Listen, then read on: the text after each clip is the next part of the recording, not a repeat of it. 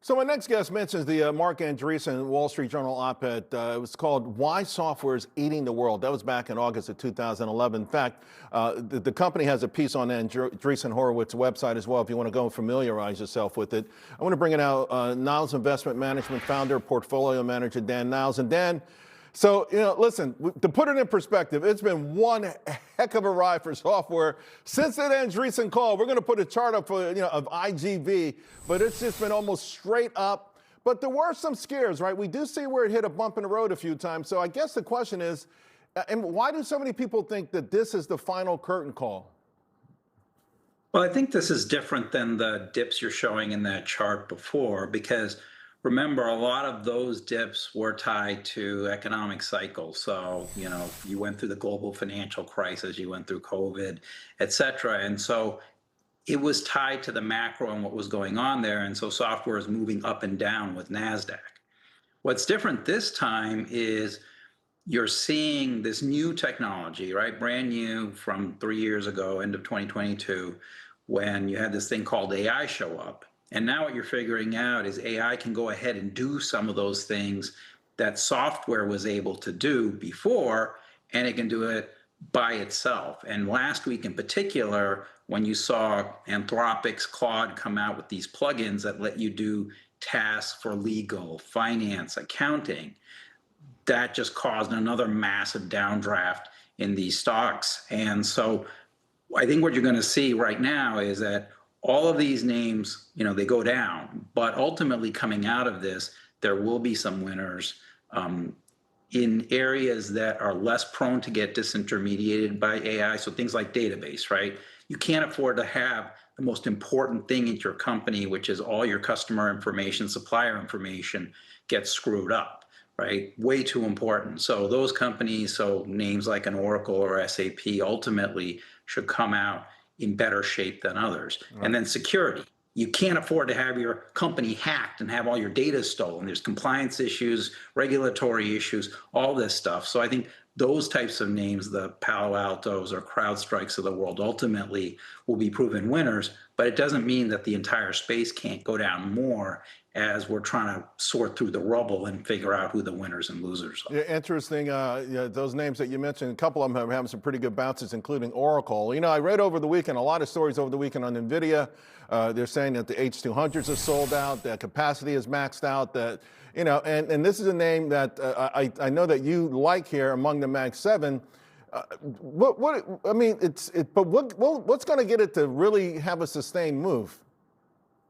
Well, I think what's going to get it to have a sustained move is not necessarily one thing, but it's a combination of things. I mean, coming into this year, my thought was that OpenAI is going to raise that $100 billion that they need. Anthropic's going to have a big fundraise. When you have that happen, it's going to get a lot of these stocks moving again.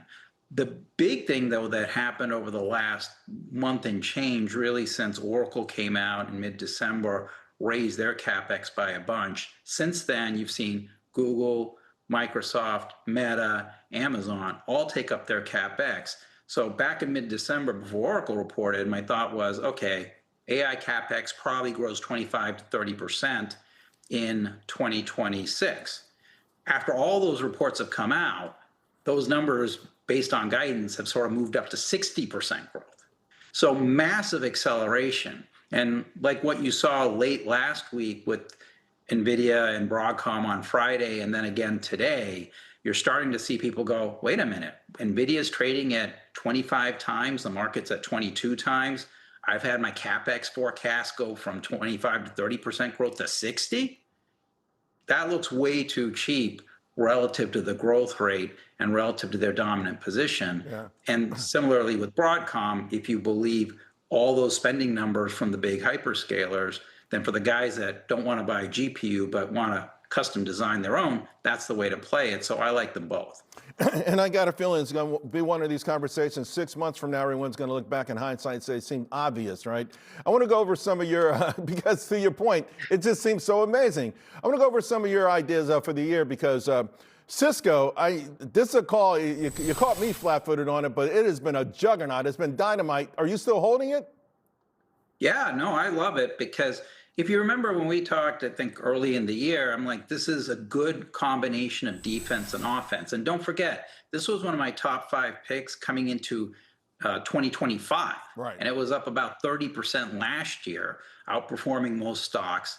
This year, it's obviously had a great start. And the reason is you've got all these data centers going up everywhere that all these companies have told you they're building. But then you need to network all of them together.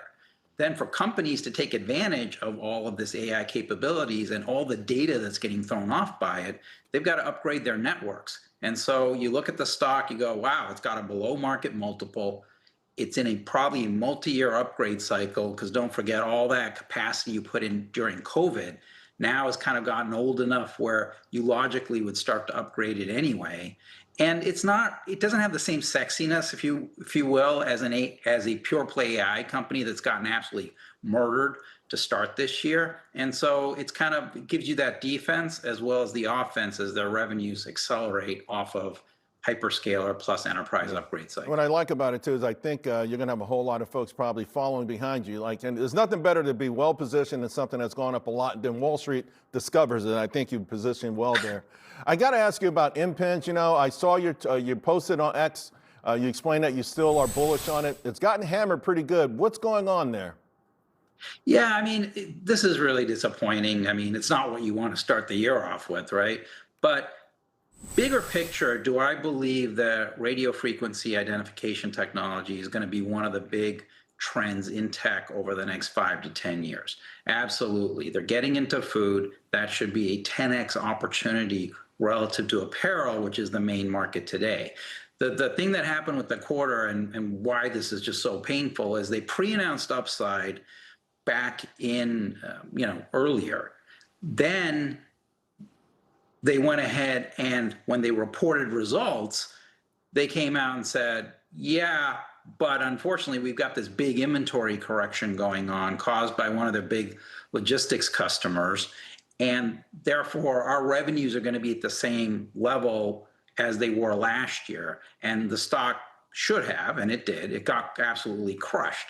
But the question is, much like you pulled up that software chart before, right? You're going to go through dips along the way. This is a particularly painful one, but the big picture thesis, nothing has changed. They're the dominant market player in RFID. Can the stock go down some more as people get just absolutely hate this thing because it's down over 35% to start the year? Absolutely. But if you bring up that long-term chart on Impinj, you'll see it's a semiconductor company, right? The stock gets cut in half every so often, and then it tends to more than double, and over time it works out. And I think with this one, we're going to see that food ramp later this year. Right. Doesn't mean the stock can't go down more near term, but I think it's going to be a great one over the next 3, 5, 10 years. And it's one I like a lot longer term. You know, Dan, I consider you a Wall Street legend. You've been at this a long time successfully, and I think not only because you're brilliant, but because you're a straight shooter. Thanks so much, my friend. Appreciate it.